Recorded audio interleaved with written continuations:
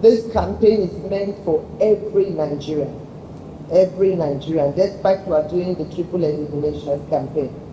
But I want every Nigerian, no matter the segment, you can see we have wives of service chiefs, we have also a lot of women under them.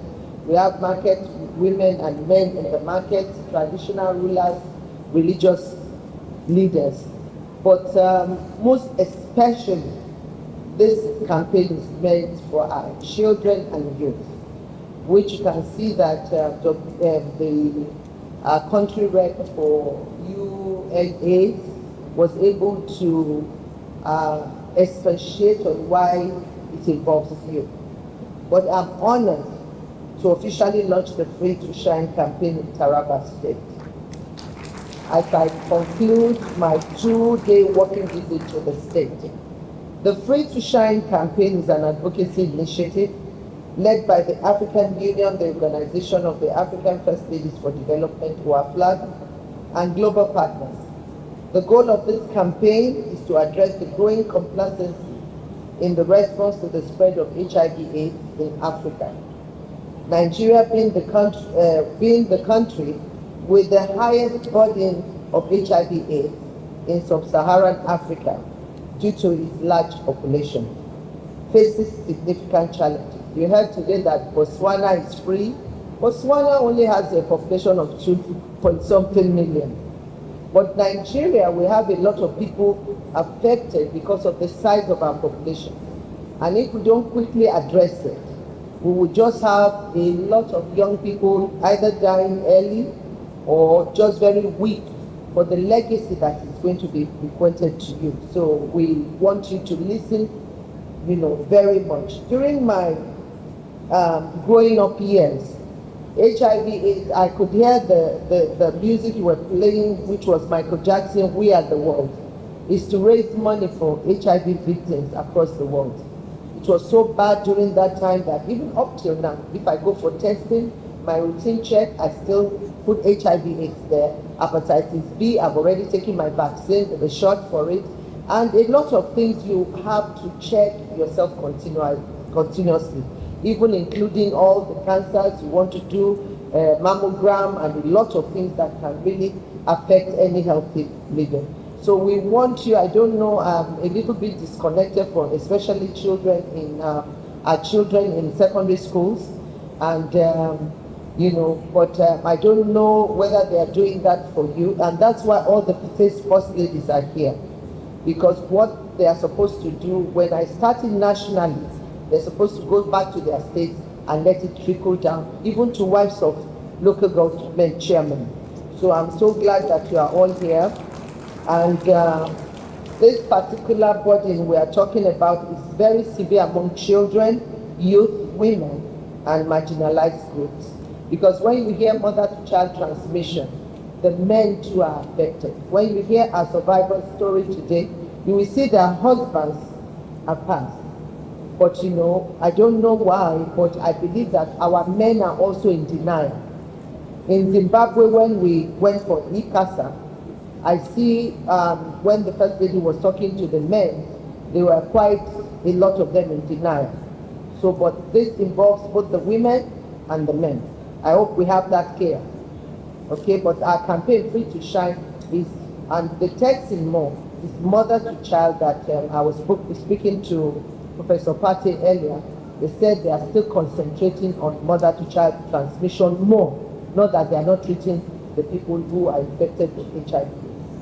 So this, if we live very careful lives and make sure that even we are not, it's not only sexually that you transmit HIV, exchange of needles and also, sharp objects, people can get infected. To complement the Free to Shine campaign, I've also decided to advocate for the triple elimination of HIV/AIDS, syphilis, and hepatitis by 2030. This campaign will cover the 6 geopolitical zones of the nation.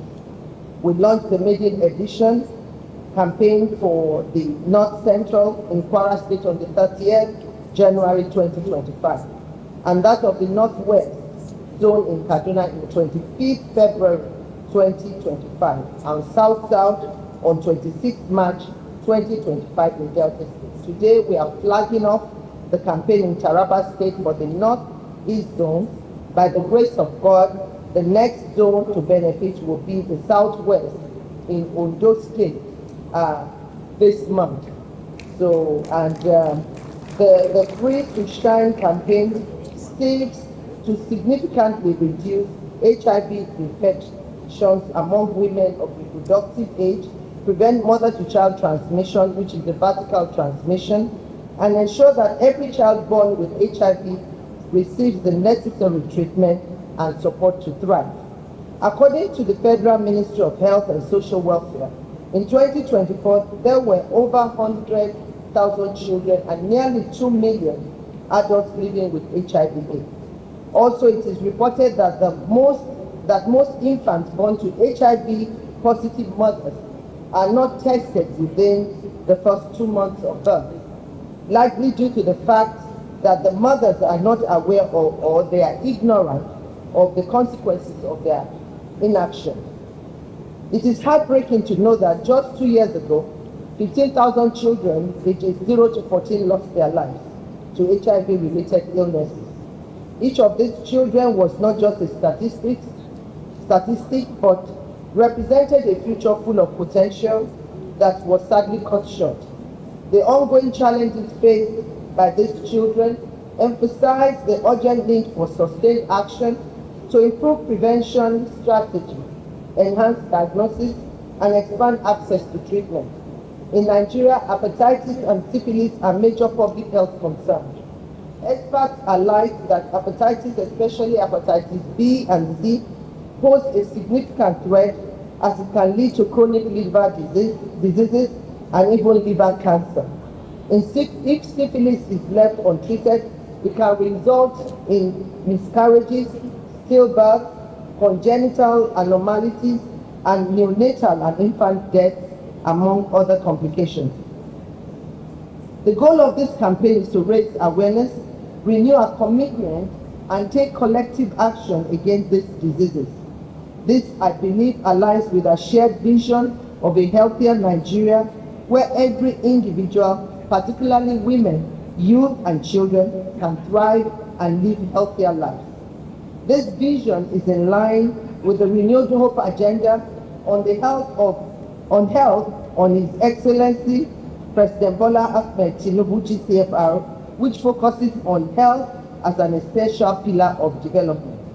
Nigeria is at the pivotal stage in our fight against HIV/AIDS and is poised and ready to join other countries in Africa who have achieved the UNAIDS 95-95-95 target by 2030.